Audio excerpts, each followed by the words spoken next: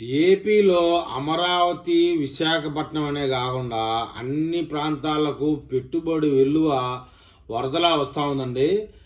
ప్రస్తుతం కర్నూలు జిల్లాలో 6,000 కోట్ల రూపాయలతో మెగా పరిశ్రమ రాబోతా ఉంది. మనం ఇప్పుడు ఆ పరిశ్రమ గురించి తెలుసుకుందాం. ఆంధ్రప్రదేశ్లో పెట్టుబడుల ప్రవాహం కొనసాగుతూ ఉందనడంలో ఎలాంటి అబద్ధమూ లేదు. రాష్ట్ర పరిశ్రమల శాఖ మంత్రి టీజీ భరత్ మాట్లాడుతూ కర్నూలు జిల్లాలో మరో భారీ పరిశ్రమ త్వరలో ప్రారంభమవుతుందని తెలిపారు. ఈ ప్రాజెక్టు కోసం ఏకంగా 6,000 కోట్ల పెట్టుబడి రాబోతుందని ఆయన నోటి ద్వారానే స్పష్టం చేశారండి. కర్నూలులోని ఓర్వకల్లు మెగా ఇండస్ట్రీస్ హబ్లో ఈ పరిశ్రమను ఏర్పాటు చేయబోతున్నారని, దీనివల్ల జిల్లాలో పరిశ్రమల రంగం కొత్త దిశగా అభివృద్ధి చెందుతుందని చెప్పారు. కర్నూలులో జరిగిన ఈజ్ ఆఫ్ డూయింగ్ బిజినెస్ సదస్సులో మంత్రి ఈ వివరాలు వెల్లడించడం జరిగింది. ఇప్పటికే ఒక కంపెనీ పెట్టుబడి పెట్టేందుకు ముందుకొచ్చిందని, అధికారిక ఒప్పందం కుదిరిన తర్వాత ఆ సంస్థ పేరును ప్రకటిస్తామని కూడా తెలిపారు.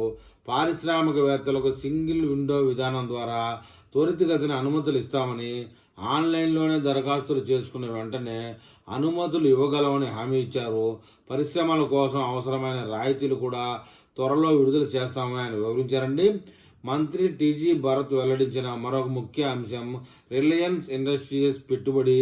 రిలయన్స్ ఇప్పటికే 1,600 కోట్లతో ఒక పరిశ్రమను పెట్టేందుకు అనుమతి తీసుకుందని, త్వరలోనే 1,300 కోట్ల రూపాయల అదనపు పెట్టుబడితో విస్తరణ ప్రణాళికలు ఉన్నాయని తెలిపారు. అదేవిధంగా కర్నూలులో మొత్తం 10,000 కోట్లకు పైగా పెట్టుబడులు రాబోతా ఉన్నాయని చెప్పారు. పరిశ్రమలు పెరిగితే రాష్ట్రంలో సుమారు 20 లక్షల ఉద్యోగాలు ఏర్పడతాయని ఆశాభావం అయితే వ్యక్తం చేశారు. ఇక పూర్వ ముఖ్యమంత్రి చంద్రబాబు నాయుడు అప్పుడు హయాంలో పెట్టుబడుల పరిస్థితిని ప్రస్తావించారు. ఆయన ఉన్న ప్రతిష్ట కారణంగా 15 నెలల్లోనే 11 లక్షల కోట్ల పెట్టుబడిని రాష్ట్రానికి వచ్చాయని టీజీ భరత్ గుర్తు చేశారండి. ప్రస్తుతం కూడా దేశీయ అంతర్జాతీయ కంపెనీలు ఆంధ్రప్రదేశ్పై దృష్టి సారించాయని తెలిపారు. త్వరలోనే మరిన్ని ప్రాజెక్టులపై స్పష్టత వస్తుందని వెల్లడించారు. ఇక మరోవైపు స్విట్జర్లాండ్ పర్యటనలో ఉన్న మంత్రి కొండపల్లి శ్రీనివాస్ జ్యూరిచ్లో జరిగినటువంటి తెలుగు అసోసియేషన్ ఆఫ్ స్విట్జర్లాండ్ సమావేశంలో ప్రసంగించారు. రాష్ట్రాభివృద్ధిలో ఎన్ఆర్ఐలు కూడా భాగస్వాములు అవ్వాలని, చిన్న మధ్య తరహా పరిశ్రమలో పెట్టుబడి పెట్టాలని పిలుపునిచ్చారు. మన సంస్కృతిని కాపాడుకోవడంతో పాటు సృజనాత్మకత ఆలోచనలో ముందుకు రావాలని చెప్పారండి.